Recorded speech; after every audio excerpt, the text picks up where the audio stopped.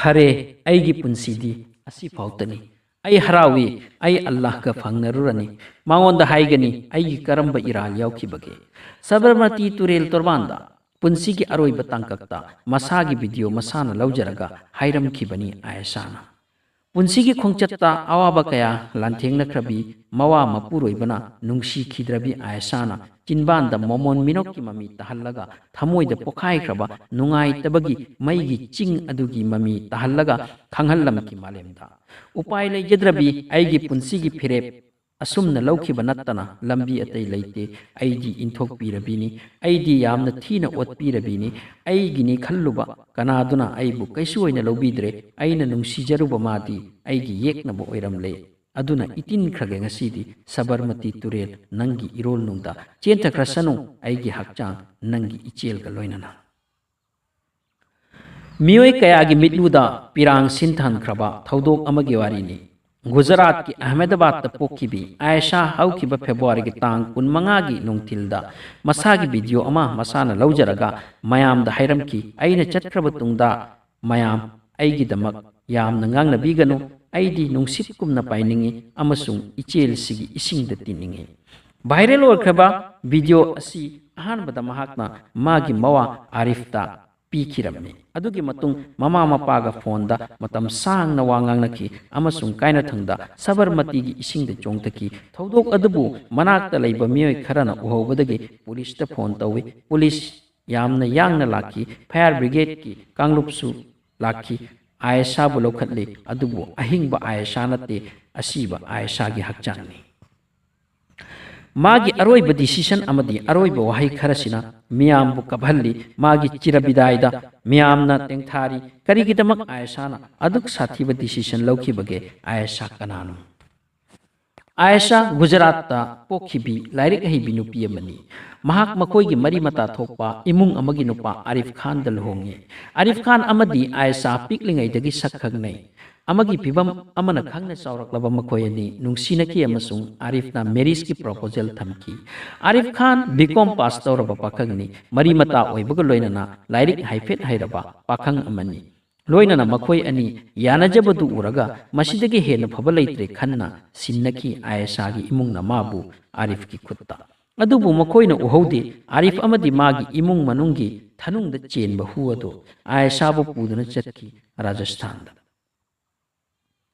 पुंसीगी खोंगचत्ता अवाबा अमत्ता नंगजरक्त्रबी mama मपागी संगायदा नोखे दुना चाउजरक्पी नोकचरगा हराउजबी मरुक मपिजा सिंगना नोमतसु फत्ते हाइदबी आयशागी पुंसीदा नुंगाइतबगी चैथेंगी पुंसी तपना तपना lucky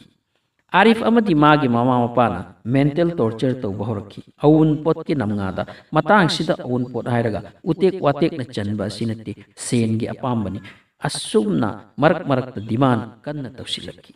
मफमसिंग असि मपादा इकाइना तम्मी इमुंग मनुंगी फत्तबबु खंगहल्ली मसिदा मपाना होटनदुना लाख अमा मखाइसु पीकी हाइरी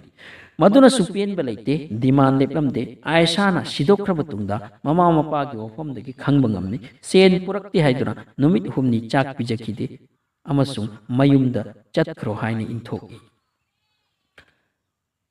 सेन पुरक्त्रबदी हलक्कनु हाइरखी आयशाना मागी पुंसीदा तारिबा अवाबसिंग नमसिंदुना यामना कन्ना होतनरंबनी आरिफता तेलब पुंसी असे लेंसिनखिनबा अदुबु आरिफना नोमतसु हंथना खनखिद्रे इसिंगदे चोंगथबगी मांगदा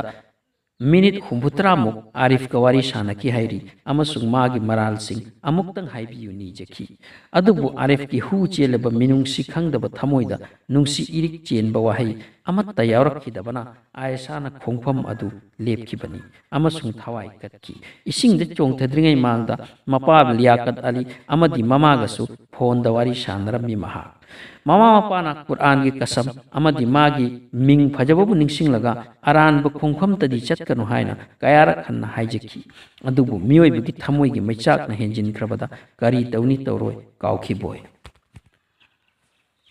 आयशा की अरोइब वफम खरगा हेलो अस्सलाम वालेकुम एगी मिंग आयशा आरिफ खान अदुगा ngasi aina tawge khallibase isagi apambanani kananasu aingonda pressure tawba leite akanba tawba leite kari haini khanbiyu asumna allah na pibu punsi se asi fauto aimane amasung aigi punsi kharase पेंजे देयर दैट करी तौनी एगी मीसिंगा येतनरगा थीनरगा कैश विथड्रॉ तौबियु आरिफ पुदी आई नुंसीजै माना थादोक पिरमलो हायरबनिना कैदौनी थादोक लगे माबु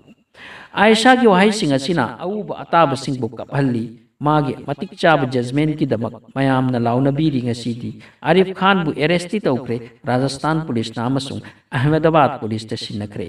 अदुबु आयशा दी हलकलरोय मागे अवाब पोलुम दु पुदुना चत्रे अखोय की वहांग दे सिनी आयशा गुंबा कयानो ngasidi अखोय की समाज असिदा हिंदू ओइगरा मुस्लिम ओइगरा नुपी दी नुपीनी अवुनपोत तहेस की दमक नुपी कयागे पुंसी अवाब तादुना चत्रि ngasisu अवाब मायोक नब कोंगाइनी करम धर्म की करम लाइरिकता अवुनपोत की नुपी की मरल लौबी याबगी वफम इरिबगे अदुबु अखोइना कयादा अवोनब पुरखरबनो खल्लुबदा यामना नुंगाइते प्लीज नुपी ओइबसिंगदा ओटपा नैबा तौबिगनु मखोइदगी नुपा ओइबसिंगना लौगदबा नत्ते अफबा नुपादी नुपीसिंगबु इज्जत पीरिबा नुंसीबा ngamliba mahakni